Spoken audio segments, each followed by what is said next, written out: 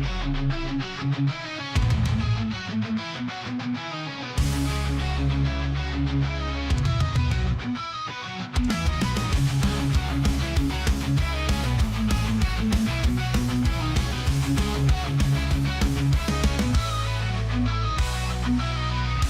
lost in darkness, searching for light. Every step forward feels like a fight. Shadows of doubt creep in my mind, but I refuse to surrender.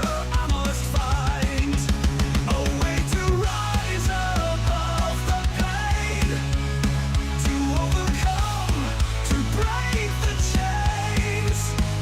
My existence is a test of will. I won't be broken, I'll stand still. The weight of the world crushes me down. Fear and uncertainty all around. But I deep find inner strength to face the trials length by length. A way to rise above the pain, to overcome, to break the chains. My existence is a test of will. I won't be broken, I'll stand still. Through every storm, I'll find my way. Through every night, a brighter day. I'll rise from ashes, like a phoenix born. My spirit unbroken, my heart reborn.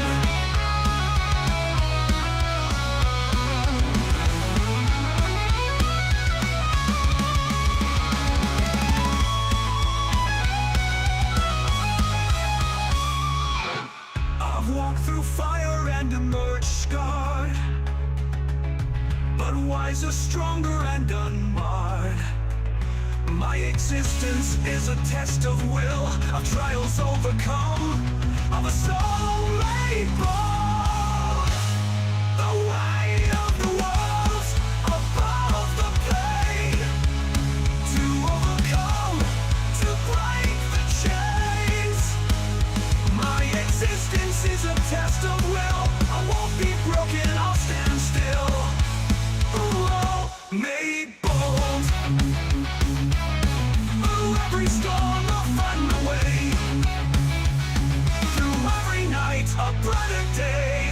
I'll rise from ashes like a phoenix born. My spirit unbroken, my spirit unborn.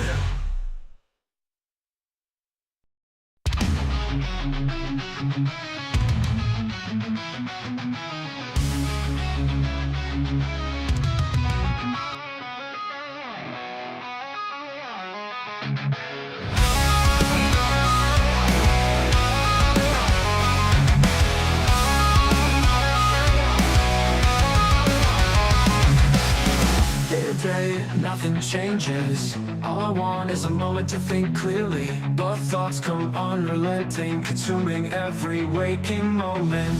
My mind binds me and I can't escape. I shout for help, but no one hears me. One day I feel I'll just disappear. Lost in this chaos, I'm searching for peace. Hey, greetings and salutations, everyone, and welcome to the Dirt Sheet Radio NXT Post-Show Rewind. It is July the 22nd, 2025. It's me, your friendly neighborhood pro wrestling hipster, with, always, little Molly Holly, the long hair over here, coming at you guys live tonight to talk NXT, break down all the goings-on at the developmental brand. And it was a big show tonight, coming off the heels of a lot of big shows. Sorry I've been gone for the last couple weeks, guys. Life be lifing, asthma be asthma in sometimes. And I do, off the rip here, I do have to immediately issue an apology. CJ could not join us tonight. Unfortunately, work be working. And duty calls for CJ, the CJ Carter. I think he's just celebrating extra hard as a Canadian tonight with Ethan Page's unveiling of his new custom North American Championship. To that a little bit later when we get to that. But guys, Again, it is great to be back. I missed being here the last couple weeks. You know, as fun as it is getting to just update NXT on the socials and get to chat with you guys there from ball game when I get to stand out here or sit out here as it would be and chew the fat of the developmental wrestling world. And guys, I want to get into it, but before we can, I got to give the shout out on the web to the us on the web. That is dirtsheetradio.com for all of your pop culture, professional wrestling, entertainment needs. Make it your one-stop shop. Check it out. Make it your homepage. Look at it multiple times a day, just like we do. Not because we're legally obligated, but because we love to do it. Molly, it's beyond when we're doing the plugs. But guys, uh, heck of a show tonight. A lot of action, a lot to break down. We only had a few matches, the custom week to week here. Oh, you're gonna go back to your little pillow area? Okay, Molly's gonna go hang out over there for a bit while we get rolling here with the NXT goodness. Um, all right, so show tonight opened up as the shows typically do, with talent filtering into the room. Goodness, into the venue. Now, NXT tonight was on the road, guys. We were in Houston, Texas, at the 713 Music Hall. That is in Houston. There. Pretty cool looking venue. I'm not super familiar with the Houston, Texas area, so I don't know, what level of venue that is. But nonetheless, they were in Houston night just as Raw was last night. And immediately, Vic Joseph with a Ozzy Osbourne ref. Of course, Ozzy Osbourne passing away today. The news breaking early this afternoon was really hit hard by that one.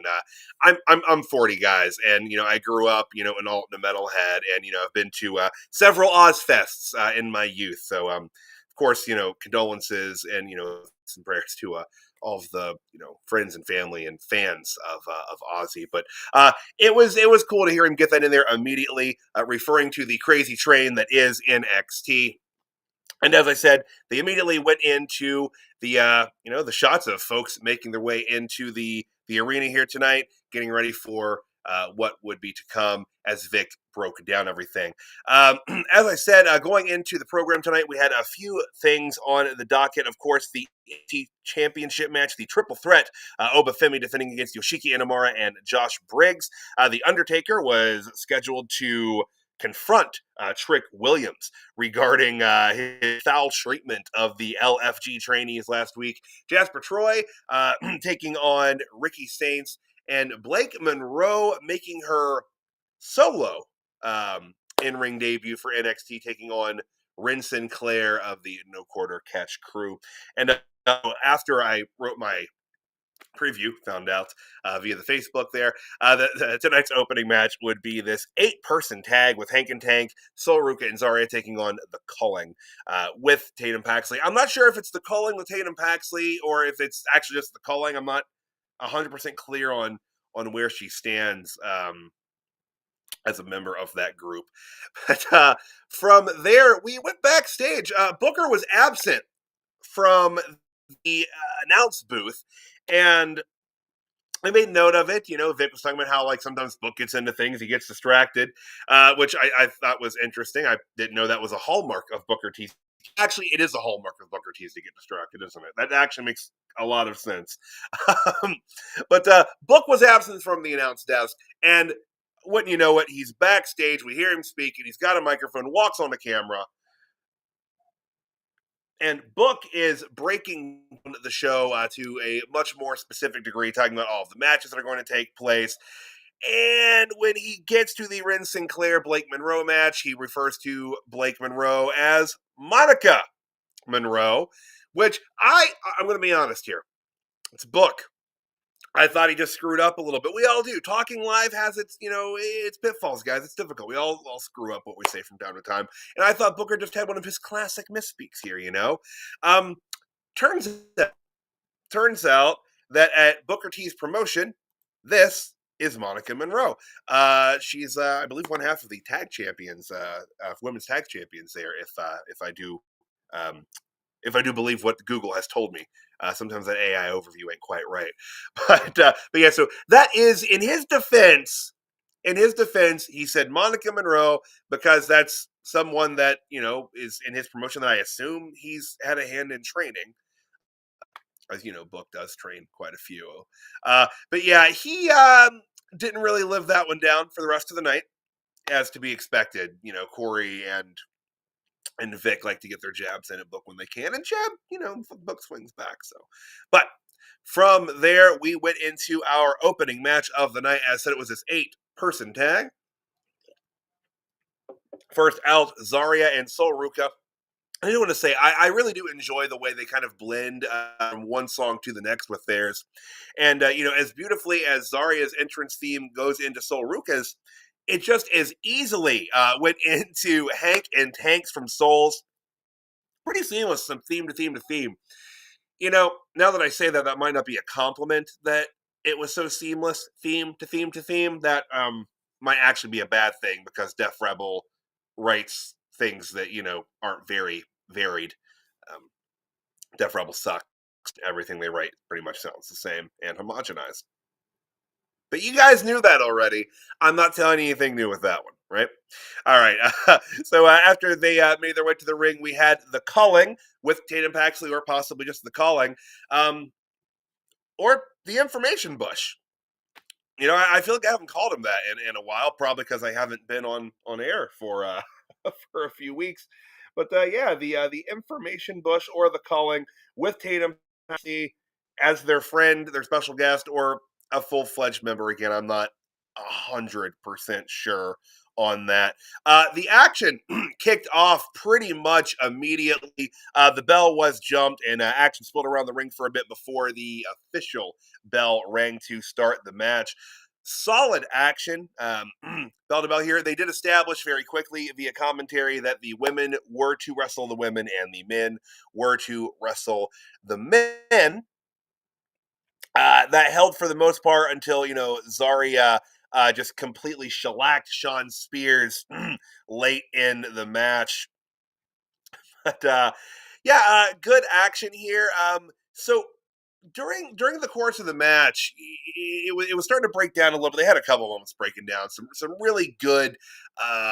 Gosh, I usually say tandem spots, but I don't know, quat spots. I mean, it was 4 of them, but a great spot where Hank and Tank, Soul and Zarya blasted the Culling into each corner. As they stumbled out, they caught them, power slam. It was really cool. They synced it up really, really well, which that stuff's a lot harder to do than you think it is. So I just want to give some props there on that. Great spot. Absolutely loved that. But as I was saying, like late into the match, as it was starting to break down, we had the lights go. And then in separate sections of the 713 music hall, we saw the Dark State. There, and there. Well, I guess there, and there, you see. And this, I guess maybe led to some sort of distraction of some kind, but when the lights were back up, Tatum Paxley had Zarya rolled up, and he got the 1, 2, 3. And the Culling with Tatum Paxley ends up getting the win here, and apparently the last laugh from the looks of it.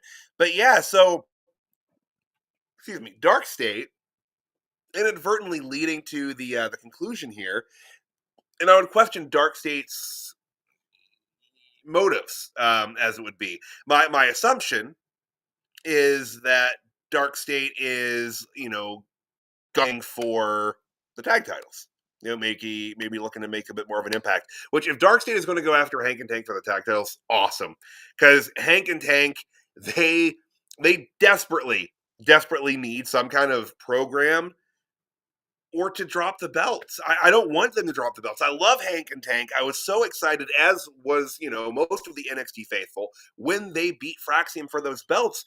But they've done virtually nothing with those championships since winning them. That they've had really no major programs, and they really need that. And I'd like to see that. So I'm not saying that I would want the Dark State to win the championships off of them, although, I mean, Dark State's not doing much, and they've lost a lot of their momentum in the past month or so, especially, coming off of a loss at TNA Slammiversary Sunday night.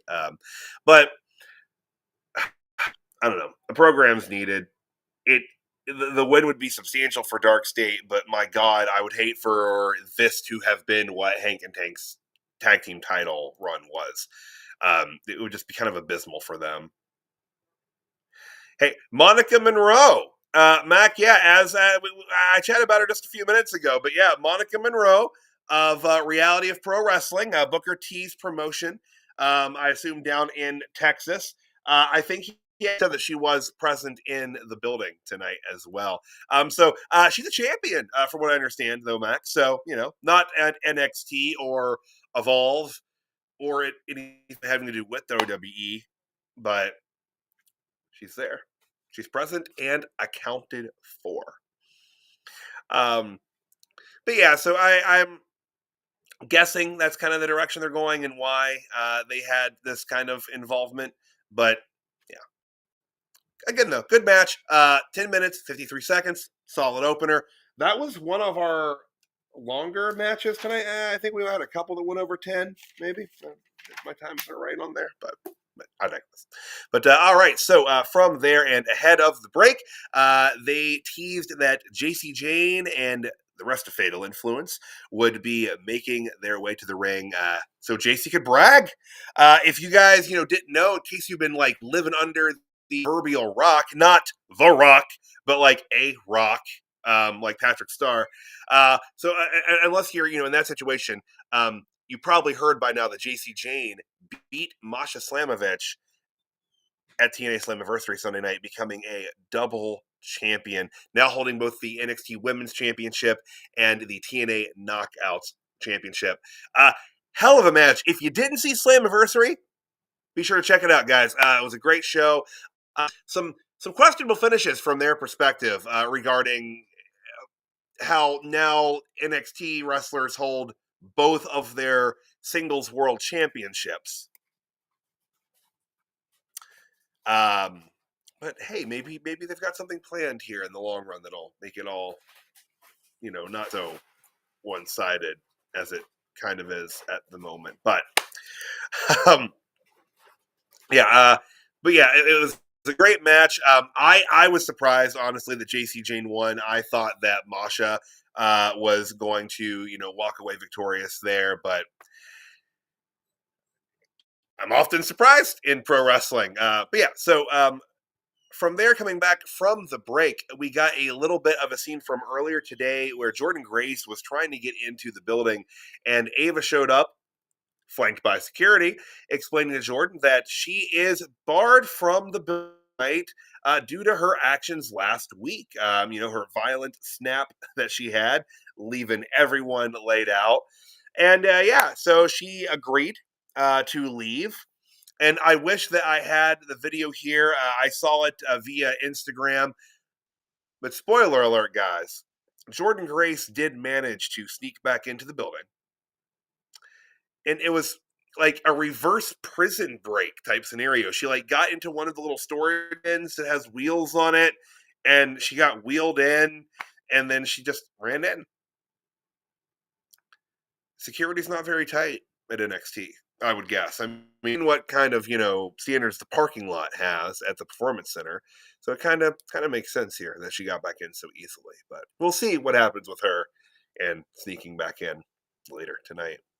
All right, back in the arena, we had double champion Jacy Jayne, flanked by Fallon Henley and Jasmine Nix, making her way to the ring to, be quite braggadocious.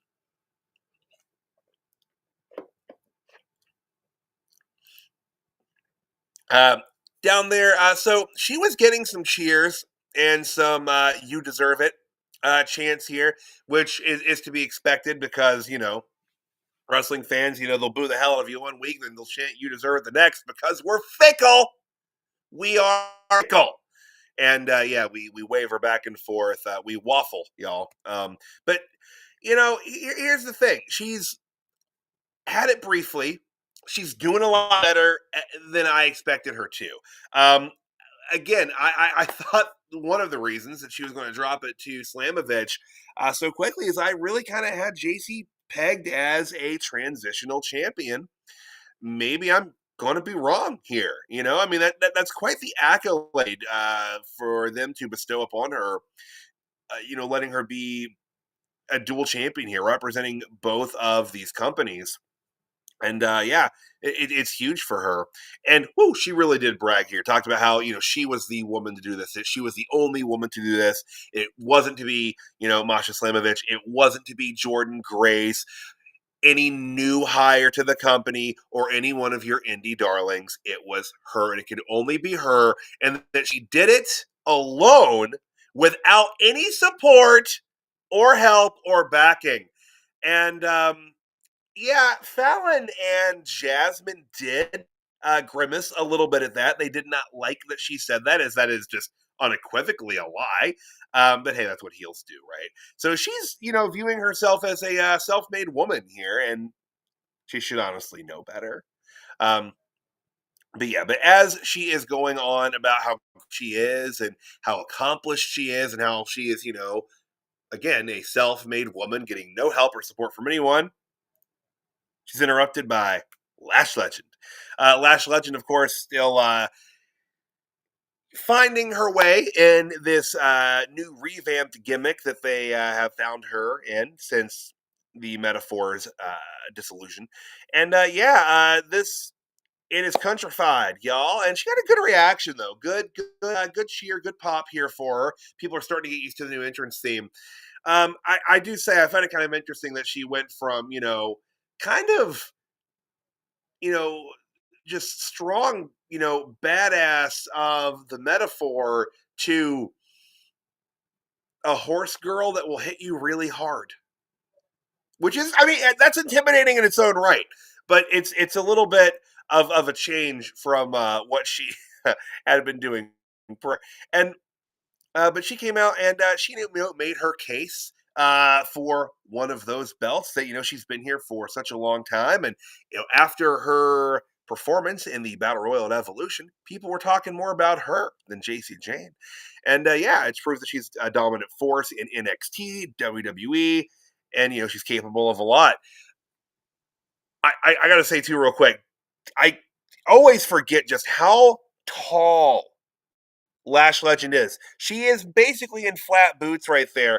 Well, all three of Fatal Influence are in heeled boots. So she's a very, very tall woman. Which is an additional challenge to being a babyface. I feel like. And, people, if you feel differently, of course, let me know. But I think that of course, I'm saying that, and two of the baby faces on the main roster are Rhea Ripley and Charlotte Flair, and they're both on the bigger side. But I always thought that was one of the things about Charlotte that kind of held her back from that full baby acceptance was her size. When you're so much bigger than a lot of the other women on the roster, it's hard for people to feel a lot of sympathy for you, and for you to kind of be a believable underdog of sorts. When you're just bigger than everyone and toss them around, I think eventually people are going to turn on you on that. But we'll see. We'll see how she can do with this face persona. Like I said, she's starting to find the gears for it for sure. Before she can really get too far into why she should be getting shots at these championships, was interrupted by someone who I think is still technically slotted in that heel category, but absolutely should not be slotted in that heel category, and that is Miss Jada Parker. My goodness, the pop she got when her music hit, and the immediate Miss Parker chance that she got coming to the ring. And she was making her case for getting these shots. And of course, all of them jawed, they brawled, and that was that. So, I mean, if they're trying to establish some contenders here for Jacy Jayne's 2 championships that she has, they're doing a solid job here. I don't think anyone would be disappointed to see Jada Parker as a champion. I do think that, again, while Lash has a following, and people certainly do, like Lash Legend. Well, hello, Celeste. And while people do like Lash Legend a lot, I think people would be way more behind a Jada Parker victory. Um, and she's stretching and walking. But I think they'd be way more into a Jada Parker victory if that were to be one of the upcoming matches. All right, guys. So from there, we're back in the backstage area where we saw the young OG, Javon Evans, sitting with a pad and a pen. And he was approached by Ricky Saints, and Ricky asked what he was doing. And he told him that, he was, working on some moves here, trying to figure out what he was going to do next, what his next move was going to be. And they went back to this a couple times tonight. And, as he was sitting there, Ricky asked the young OG Javon Evans for some advice regarding his match with Jasper Troy later tonight, as he had tangled with Jasper. And, he told him, just try to stay one step ahead of him.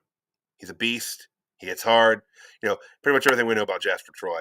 But so I dug this. I like that even of them, like Ricky, and Ricky's kind of been on the losing end here lately. He's a little shook maybe, and he's looking for a little reassurance and a little, verbal assistance there. And Javon Evans played that role here tonight. And he did tell Ricky that he's the absolute. Are you not? And he said, I am. And so it was cool, fun little segment. From there, still in the backstage area, we had the NQCC, or the Wren QCC, as they would be here, and Wren Sinclair was hellaciously nervous ahead of her match with Blake Monroe tonight, or Monica Monroe, if you're Booker T. And out of nowhere comes their old buddy Miles Bourne, no longer a member of the NQCC, as he said, but still a friend and a supporter of Wren Sinclair, and he was, of course, going to turn out to give her some support and encouragement ahead of that match.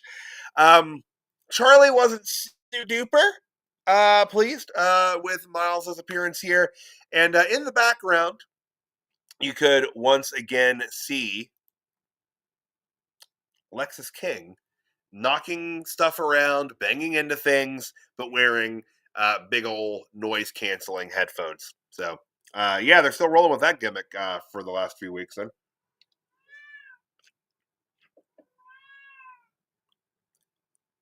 And that is Celeste yelling in the background. She also is confused and apparently doesn't like this angle that much. But from there, back in the arena, we were prepared for our next match. Jasper Troy making his way to the ring to take on Ricky Saints. 1-on-1. Ricky getting the pop that he typically gets. Ricky's over. I don't know how much longer they're really going to have him at NXT. I really don't know what all they're going to want to do with him still at NXT. I thought maybe he'd get that North American Championship back. I don't know if they're planning an NXT title run with him at some point before he goes to the main roster. Not really sure, but right now he seems to be locked into something with Jasper, and we'll talk about why here as we go on here with this match. So this was good. Jasper, for being as green as he is pretty solid with his base here. And, obviously he's in there with Ricky, and Ricky could probably make, a broomstick look good. But they worked a pretty good match here. A lot of strong power spots from Jasper, a lot of, believable fire from Ricky. Pretty much what you would expect from this pairing. What you didn't expect from this was for them to brawl entrance ramp and for Ricky to go through the staging. Then, Jasper Troy hits him with the senton, leaves him completely laid out, and he wins the match via countout. Jasper Troy beat Ricky Saints via countout in 10 minutes and 45 seconds. And let me tell you, ladies and gentlemen, I love it. I am 100% behind this kind of finish. in this way. All right, Jasper Troy, he's new. He's only been on the roster for about a month, and they've put some steam behind him for sure. He got a win over Ricky Saints, but he didn't pin Ricky, didn't submit Ricky. So Ricky's pretty protected that way. It doesn't make Ricky look that bad. He went through the stage and got sentoned. A countout victory, well, a loss for Ricky. It's not that damaging, really. And I don't think they utilize the count out finish nearly as much as they should. And again, I'm not saying that they should do it super duper frequently. That's not at all what I'm saying. But when you have so many non finishes, a schmoz, a run in, a DQ, they just brawl off into the distance, and there's no official call to what the match ending was. It's lazy. At least have a finish. I know the record books aren't real, but the kayfabe record books will show a finish to this match. Jasper Troy wins via countout. I like it. I think it was a smart way to do this. If you're going to have Ricky hanging out here in NXT for a while longer, let's get some good use here. A program with Jasper Troy, which I assume Ricky will win in the long run. But Jasper can probably learn a lot here, and especially I know NXT does do some house shows. If they're doing that circuit as well, it'll be some good reps for the upstart Jasper Troy. Oh, Jasper Troy, of course, the LFG winner on the men's side. For those of you curious where Tyra May Steele is, she is on a vault. Yeah, I think she had one match on NXT, and now she's on Evolve. So, yeah. I don't know if they just weren't happy with how she looked in that match or what, or if they just want her to kind of come up that way. I'm not really sure. I mean, let's be honest. Let's be honest.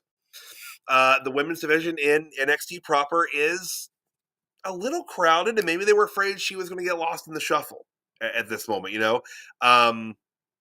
That'd be my best guess and my best hope, because she is good. She's talented. CJ and I, used to watch her and talk about her on Level Up when Level Up was still a thing. And, she's good on LFG, or was good on LFG as well. So I'm really hoping that they're, not down on her per se. They're just not wanting to get, lost in that shuffle there on NXT. Because again, there's a lot going on with the women on NXT. So. All right. From there, in the backstage area, we had Trick Williams, Trick NA, if you will, talking to the High Rise, and they asked if he wanted them to go out there with him. And he said, "Nah, he was going to do it on his own." And just off of camera, you could hear the young OG, Javon Evans. The in the corner, as it would be tonight. He's chuckling at Trick. And Trick told him to just go ahead and laugh it up angrily. And he took off for the ring. And Javon said he had to go and watch this. And then Wesley shouted at him, "He told you to mind your business," which I like that. Good little backstage segment. And again, while Javon Evans wasn't in a match tonight, he was in a total of 4 backstage segments. One of which was pretty big for him. We'll talk about that closer to the end of the show. All right. So coming back from the break here, we did have a brief tribute for Ozzy Osbourne. Again, as mentioned at the top of the show, for those of you that hadn't heard, Ozzy Osbourne did pass away today at the age of 76. And, it's, of course, Ozzy's impact transcends genres, but Ozzy is of the tribe, guys. He's a wrestling fan, just like us, and had involvement in wrestling over the years, over and over and over. And I mean, he's a WWE Hall of Famer. His involvement at WrestleMania too. Oh man, that hair. Oh goodness gracious, guys, we were doing things different back in the '80s. But it's just so sad to hear of Ozzy's passing, and but it was a good tribute, and it was to be expected. But from there, we moved on to Trick Williams making his way to the ring as he was to have a confrontation with the Undertaker. And Trick, he wasn't waiting around for Taker, which you got to admire the gusto, the bravado, the chutzpah that it takes to not wait out the Undertaker finding you, but to seek out the Undertaker yourself. Credit where credit due. Credit where credit is due. See, that's why I don't give Booker T that hard of a time, guys. I misspeak all the time. But yeah, so Trick hit the ring and he went into again brag mode. And Booker T didn't really get into his "oh yeah, man, I like it" until pretty late into Trick's entrance. And then he also added tonight, "There's a new sheriff in town. He got them gators on. He looking good. Trick Williams, 6'5", chiseled out of granite, y'all." Sounds like Booker T is writing Trick Williams' Tinder profile. If I were Lash Legend, I'd be a little concerned, quite frankly. I mean, my goodness, Buck, you want to tell me, like, his star sign and, like, what kind of things he looks for in a first date? Like, geez, man, laying on a little thick. But I digress. Uh, but yeah, Trick was in full brag mode here, talking about how he is the only man to carry two brands. He may have invented the biggest show that TNA has had to date, which it was their North American attendance record. So I guess he's taking credit for that. He said he defeated the Average Joe and the loud and proud Mike Santana, and now he's the greatest TNA champion of all time. He knows that they don't like him over there, and he doesn't blame them. And he said last week those LFG boys got in his way, and he called him out and pushed him around. And then they went and snitched. They called their trainer the Undertaker. And yeah, this is when he called out the Undertaker, and he said, the Undertaker's one of the best in the business. He did the heel thing here, and talked up the Undertaker, but then said, for all the Undertaker's done, he never carried two brands at once, which I isn't technically true. Trick, I'm just saying, I'm not actually, but actually, he was undisputed champion when there was only one championship there for a brief time, and he represented both Raw and SmackDown. That was two brands. You should have said companies, not brands. See, that WWE speaks got into your brain, Trick. Got to break away from that a little bit. He's two companies, and your sentence would have made sense. But yeah, so of course, him calling out the Undertaker leads to a blackout, the Gong, and American Badass by Kid Rock, which they had to bleep such a large portion. Oh, goodness gracious. Undertaker did not ride a cycle to the ring. He walked to the ring. I'm guessing this was either due to space or to the fact that part of the entrance ramp had already collapsed, and it probably could not bear the weight of a motorcycle. I mean, he rode his motorcycle to the ring in the Performance Center. So if he was able to fit it in there, I feel that he, would have been able to fit it in here.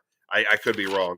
But yeah, my assumption being that something to do with the stage there, stage in the ramp had to do with why he didn't. I gotta say though, not the greatest look Taker has rocked here.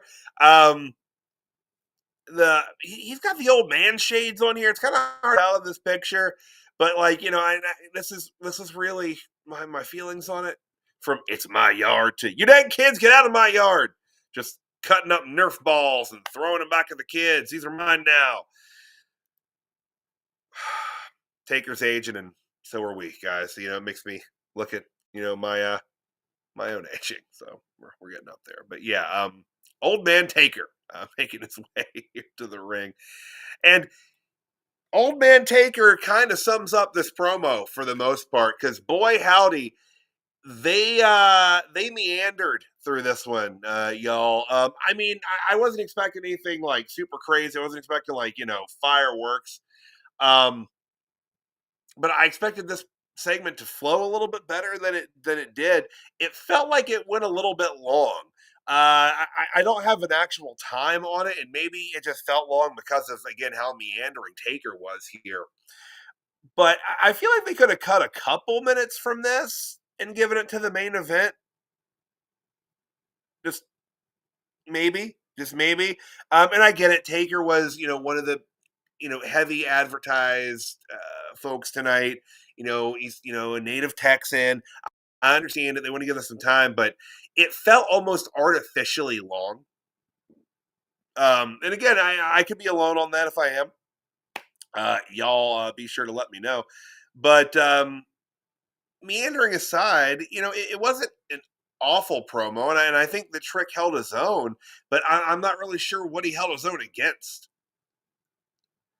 Um, Taker really seemed to take a minute to get where he was going. Earlier, Trick seemed to take a minute to get where he was going. It was a little off. It was a little off, but into the promo itself, Taker looked across the ring there at Trick Williams and said, "What do we have here? Dead man walking," which got a pop from the crowd. And he told Trick that he's got, a nice championship. He's got the bling. And he asked him, "Is that a genuine cowhide suit?" Look, y'all, my Taker may or may not be good. I don't know. I'm going to keep doing it, though. Genuine cowhide suit. And Trick seemed happy to confirm that, in fact, it is genuine cowhide. Um, but Taker said he's got all those things, but the one thing he doesn't have is respect. He said he's got the swagger and he keeps up with everybody, but he just ain't the same guy with that TNA championship around his waist as he was when he had the NXT championship. He said that guy that had the NXT championship, he scratched, he clawed. That's how he got his way to the top. He was hungry. He said, "This guy, it's not it. That ain't who it is." He said he can see the crumbling start to happen, and those walls are crumbling down.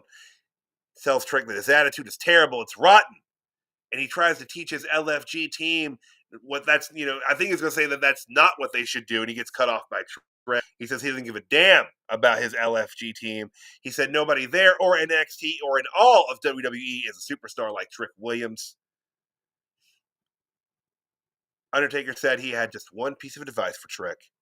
He's a little too light in the ass to take on an OG. And then he flipped the switch, and Taker leaves Trick Williams laid out with a choke slam.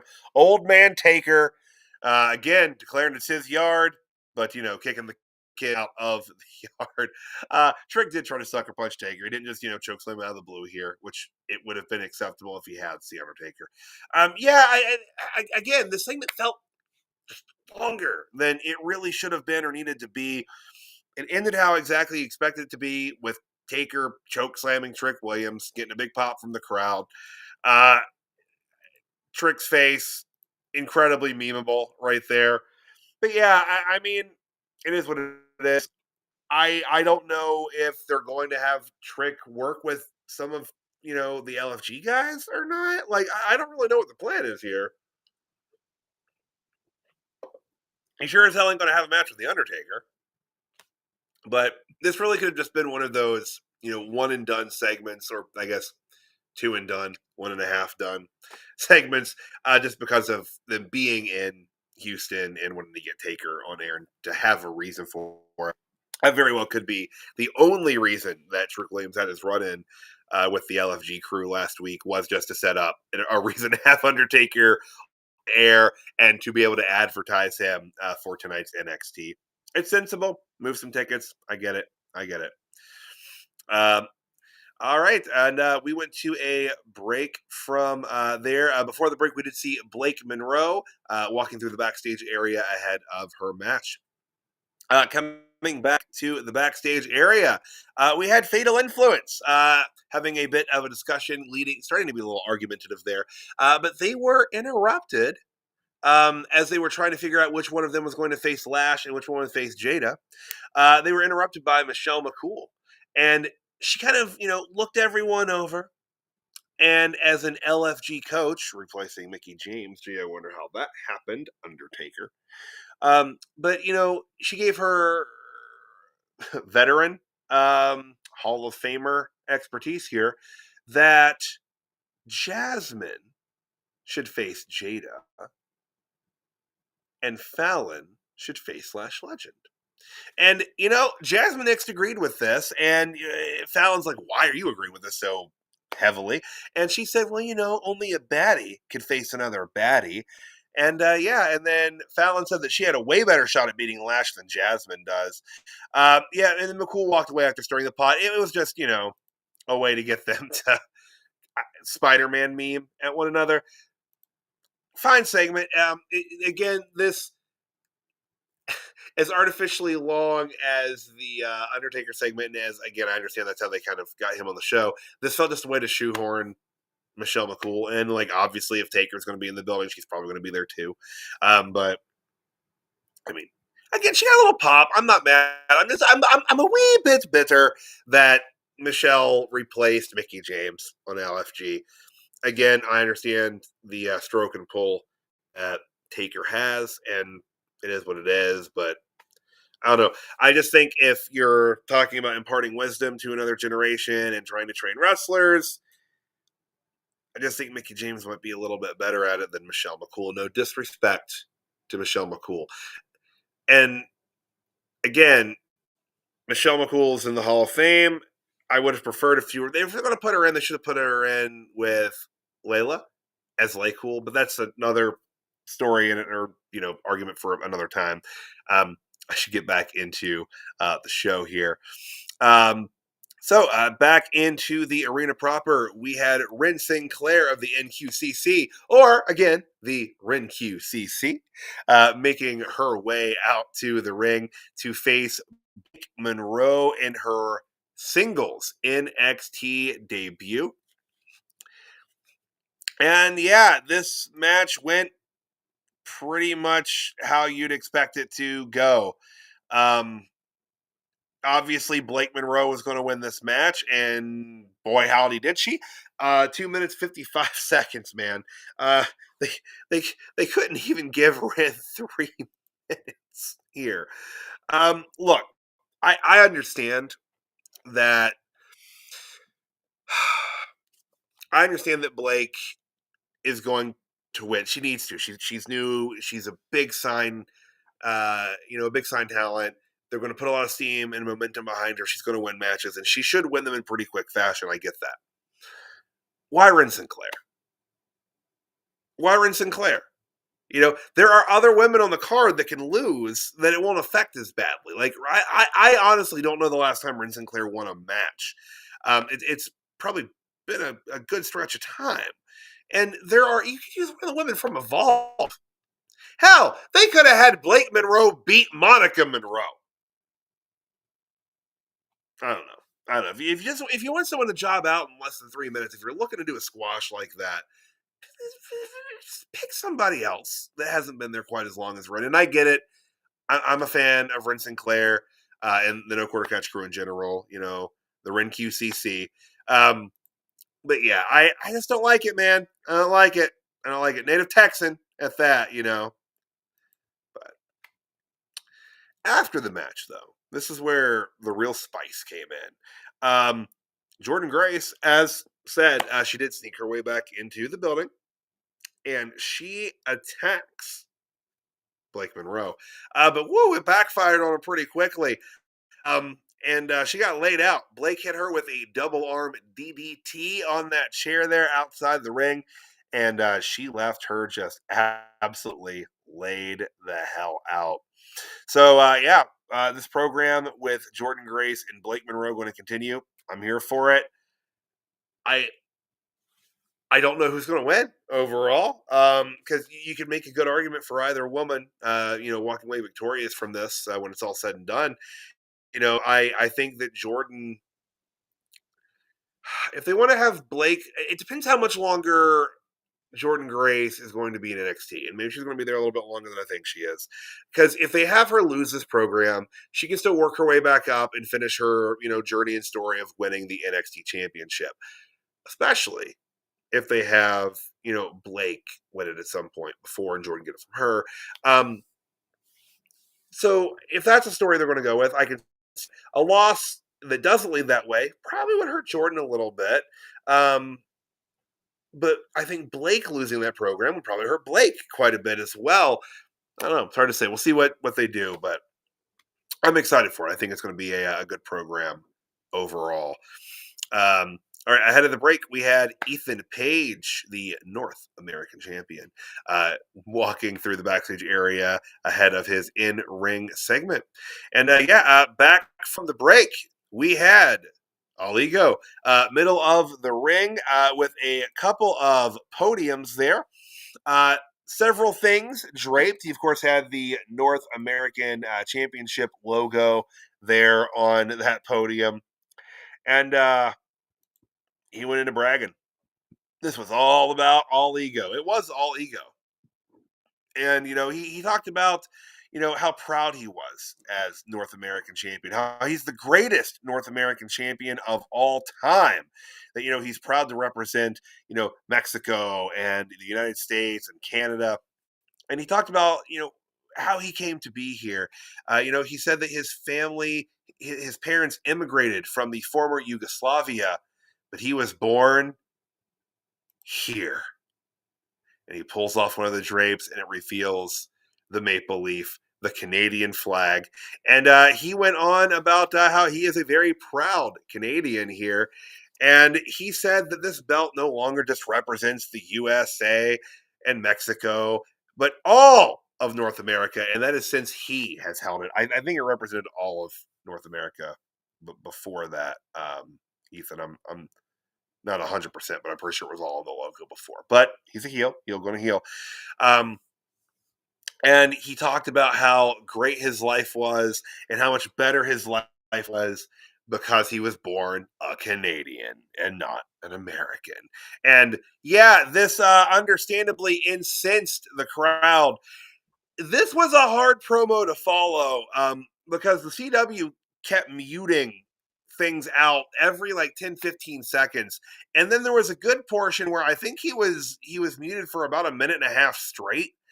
And the reason he was muted for that long was because Ethan debuted a new North American championship, rocking a custom now, guys. He debuted the Canadian version of the NXT North American Championship. I actually like it a lot. It's really rad.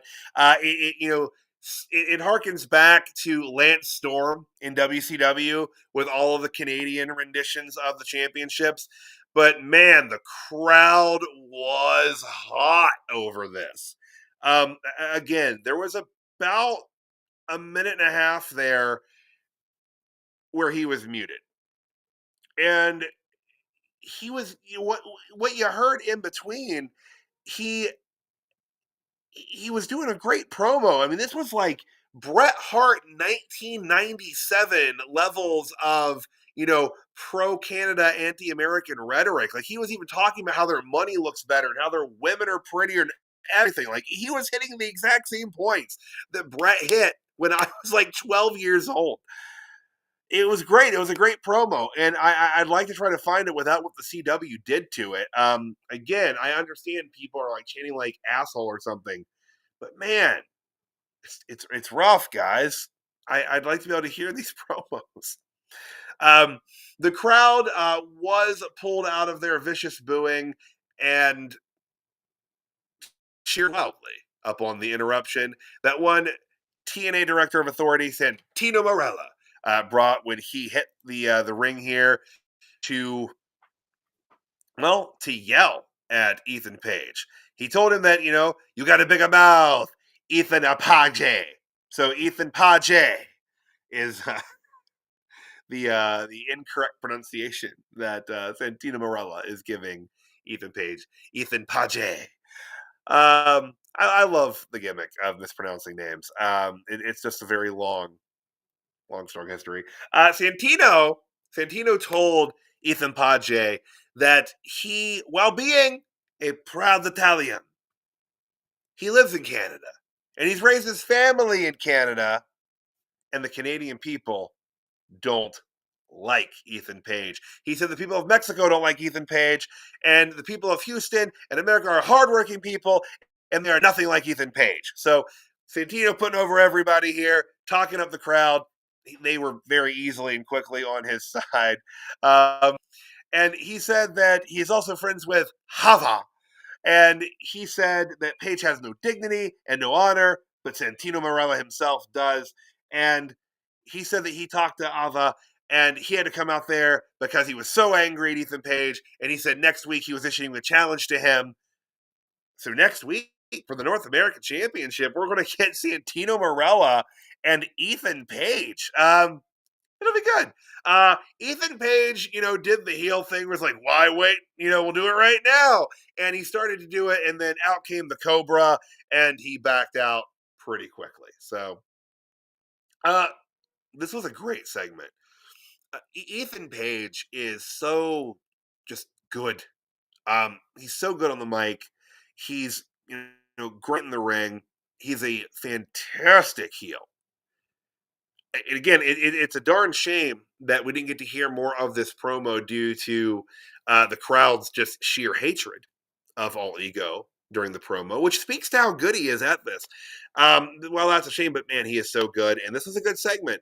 They gotta, they're obviously you gotta book 52 shows a year, but it'll be a fun match, and Ethan's gonna win. Yeah, we'll see what they do with Ethan as his reign as North American champion continues. Obviously, they must have some relatively long-term plans here with this if they're, giving him a custom championship. So I can't imagine he's going to lose that championship anytime soon. But yeah, so good segment. Absolutely dug it. All right, so backstage, ahead of the main event, we had. Oh, sorry, a cat just yelled at me, guys. Sorry. Ahead of the backstage, sorry, we had Hoba and Trick were walking past one another, and they were walked in between by Jacy Jayne, and I like the way they framed this a lot. Jacy, obviously, both the TNA Knockouts and NXT Women's Champions, and obviously Trick, the TNA Champion, and Oba NXT, and they framed this really well. Everything lined up there: TNA on the left, NXT on the right, and I think it maybe put something into the minds of Trick and Oba to be desirous of one another's titles. I think it could be, guys. I think it could be. All right. From there, also in the backstage, again, another of Javon Evans's 4 backstage segments here tonight. We had Yoshiki Inamura chatting him up again as Javon was still with that pad and paper trying to plot out what he's going to do here. And Yoshiki sat down and he told Javon that he needed advice. And Javon said, bro, I'm only 21. And Yoshiki got up to start to walk away, but he very quickly sat back down, clearly joking there. But he asked Javon if he's a bad friend because he didn't go along with what Briggs wanted. And Javon said he liked Briggs. And, he likes him, but, Yoshiki likes him. And Yoshiki, he's like, I like Briggs, but I don't like what he's doing. And Javon told him that, you can love somebody, but not like him. You feel me? And Yoshiki looked at him for a moment after Javon repeated, you feel me, a couple times. And he felt it. So, I don't know. This was very like Rush Hour. Throwing back the Jackie Chan, Chris Tucker movie. It felt like this might have actually have been dialogue from one of those movies. I'm not 100%, but it felt sort of that. But it was fun. I chuckled at it, and again, like just the apparently young sage Javon Evans backstage. Staying in the backstage area, we had the No Quarter Catch crew trying to, talk Wren back up after her loss here. And Miles Bourne still hanging around. And Charlie not happy that Miles is still here. And he tells Miles to leave, go away. And Bubba Ray Dudley appears from the background there telling Miles to stay. And that is Charlie going to tell him to leave? And then he hugs Wren Sinclair and tells her what a great job she's doing and how good she did tonight despite losing. It it was touching. Um, yeah, Bubba being a nicer, kinder, gentler Bully Ray, nicer guy than we saw at TNA Sunday. Uh, but he kind of put down a challenge here, a re-challenge, if you will, and said that next week he made a rematch for Tavion Heights against Charlie Dempsey, which will be once again for Tavion Heights' freedom from the No Quarter Catch crew. If Tavion beats Charlie, he is free to go. But if he loses, he has to stay in the NQCC with a smile on his face. And right before Bubba cut out, he very cringily said, "Incoming Lexus King." And therein came Lexus King with his painted on beard. Uh, and, Miles Bourne has seemingly had enough. But Lexus King said, "You know what? You're a liar, Bourne. Not deaf. I've been wearing these noise canceling headphones and I just heard every word you guys said." And he said, "If you're deaf, I'm blind." And Miles said, "You're not blind or deaf, but everyone here sure wishes you were a mute." So yeah, again, so we're going to get a program between them, which Miles Bourne I would assume and hope would win. Lexus King is improving a lot. Man, they just can't quite find what they want to do with him. Like his in-ring stuff's improving, his character work's improving too, but he just kind of bounces around backstage from match to match that he loses. But yeah, so alrighty. So from there, we had a social media bit about, I think it was about Roman Reigns and Jey Uso. I didn't really upload any pictures for that. It wasn't super NXT related. Sorry, guys. But from there, they announced that next week, officially for the North American Championship, we would have All Ego Ethan Page defending against Santino Marella, the Director of Authority from TNA. So should be a pretty good match. It'll be fun. Again, Page is going to win this. I assume. I would be stunned if Santino Marella won that championship. But hey, you never know. It's NXT, you know. But from there, we were getting ready for main event time. Triple threat for the NXT Championship. Making his way out first to the ring was Josh Briggs, and then we cut to a break. And when we came back from the break, Femi was making his entrance. So I already knew for the most part that Yoshiki Inamura was not going to win this championship tonight. However, I was certain when he didn't even get an entrance on TV. Like, good grief. And again, I assume if they had an entrance for him planned, they must have cut it for time because, again, it just felt like a couple things went long tonight. But the match itself, though, it was good. It was good. Josh Briggs out there in his finest Kevin Nash inspired attire. And part of the story here was I think that Briggs and Inamura probably aren't going to be very good friends for too much longer here. There was a point in the match where Inamura had that so important visual 3 count. And as you can see there, Josh Briggs putting putting Obafemi's arm on the rope, breaking the pinfall, and arguably costing Yoshiki Inamura the NXT Championship in that moment. Yeah, but good action, heavy hitting stuff here, big meaty men slapping meat. As Booker T says, no bread, no water, just meat. And that's what this was. I'm still really pulling for at some point Yoshiki Inamura to be NXT champion. I think it'd be cool to see him do that. He's a compelling character. He's got a lot of heart and I think a good deal of charisma. And he's good in the ring. He's believable. He looks like he's really hitting people hard there, and I love it. But yeah, it wasn't his night or Josh Briggs' night. Femi doesn't lose triple threat matches when championships are involved, and that carried through tonight. Femi winning the match and retaining the NXT Championship in 9 minutes and 33 seconds. And you know how I said that Inamura and Briggs wouldn't be friends for too much longer? Yeah, they weren't friends for too much longer. Briggs absolutely just shellacked Yoshiki Inamura outside the ring, just destroyed the poor dude.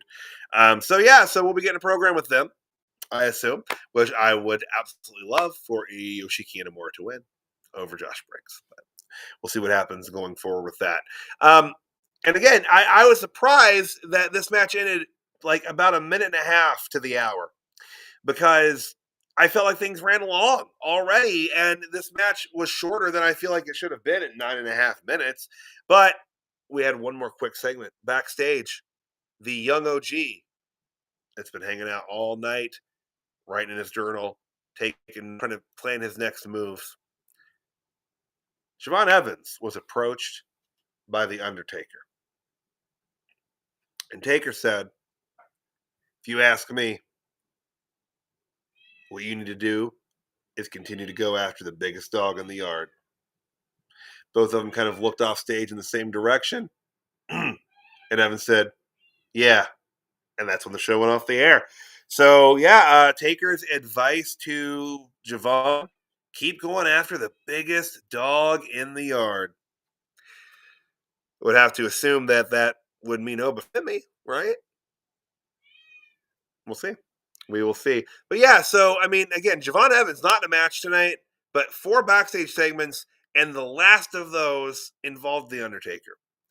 So, yeah, I mean, 2 people featured in segments with The Undertaker tonight, Trick Williams and Javon Evans. Obviously, very different, getting up in different ways there, but good use of Taker. Again, I wish that the promo with Trick had meandered a little less and maybe been a little bit more succinct and tighter, but yeah. But pretty good. Guys, that's NXT in a nutshell tonight, or not really in a nutshell. That was the full length thing. That was everything tonight on NXT. But excuse me, I think that covers the show. So I believe it's time for us to go into the NXT Dirt Sheet Radio Jobber of the Night.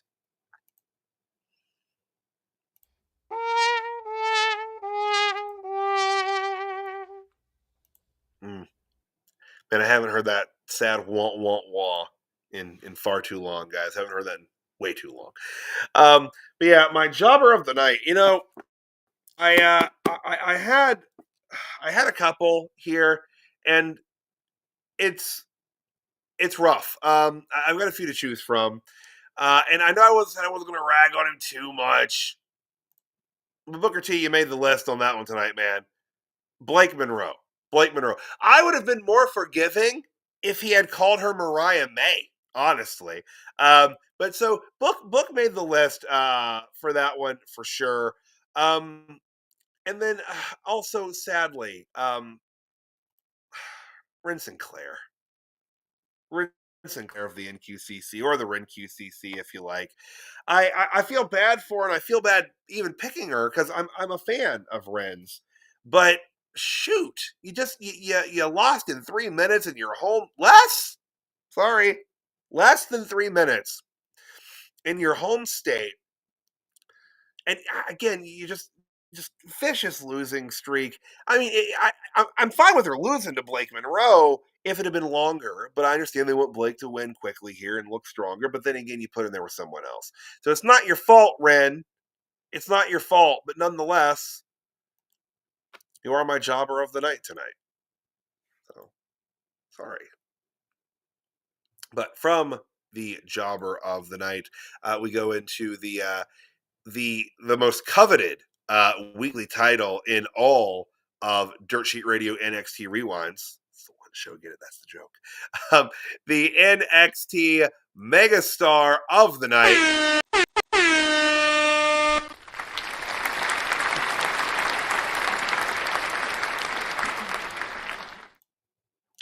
The Megastar. The applause. The coveted title. Again, guys, had a couple options here for my megastar of the night, and I got it narrowed down to two. First and foremost, I actually gotta give part of the megastarring of the night to Javon Evans. They've clearly they clearly believe in Javon. And they are definitely, in some regard, in the young OG business here. Featured in 4 backstage segments, giving advice and speaking to several members of the NXT brand, and then as well as getting that Undertaker rub and advice from Taker at the end. So yeah, absolutely, that was big for him. This is probably one of the bigger non in ring nights for Javon. So loved it, loved that for him. And then also, my second megastar of the night, none other, all ego, Ethan Page. Again, it is a shame that the segment was so heavily inadvertently edited by the CW because of the crowd.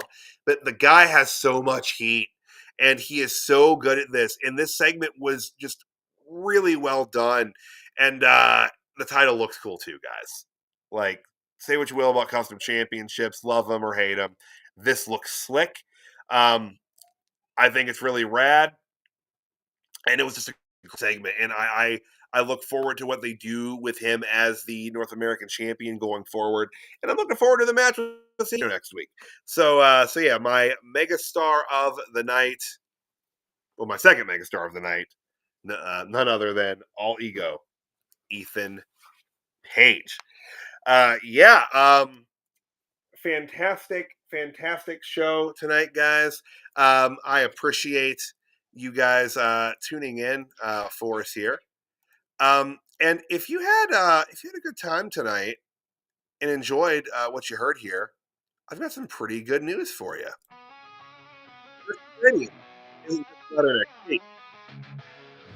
No. Dirt Sheet Radio is always here and always reporting on all of the goings on in professional wrestling. And guys, Dirt Sheet Radio, typically we are live Monday nights for Raw. We are here Tuesday nights for NXT, obviously. Wednesday nights, that's when you can check out the Dirt Sheet Radio flagship podcast coming at you live late in the night. And that also includes the Rewind for AEW. 2 shows for the price of one, free. So be sure to check those out. And then Thursday nights, that is for our sister show, the TNA Impact Rewind. Be sure to check them out every week. Actually, Matt, the corny reviewer, he was in attendance for TNA Slammiversary our weekend. So I'm sure he'll have some in-arena insights this week. So be sure to check that out. And then Friday nights, well, hey, that is of course built for SmackDown or Smack Sound, if you like. And guys, on the weekends, be sure to check out the 3NT crew when they go live every Sunday for the 3NT podcast. Check them out. They are the coolest crew in professional wrestling, breaking it down every week. And when CJ and I are able, we try to bring you the Weekend Wrestling Roundup, and we're trying to get something going here pretty soon with that. And guys, if you could do us a big favor, I get tired of hearing it, hit that like, hit that subscribe, hit that bell so you know when we're going live. Please follow Dirt Sheet Radio on all social media platforms. And after you follow DSR on all social media platforms, if you could please, it would mean so much to me. And even more to little Molly Holly here, if you could give me a follow over on Facebook at The Pro Wrestling Hipster.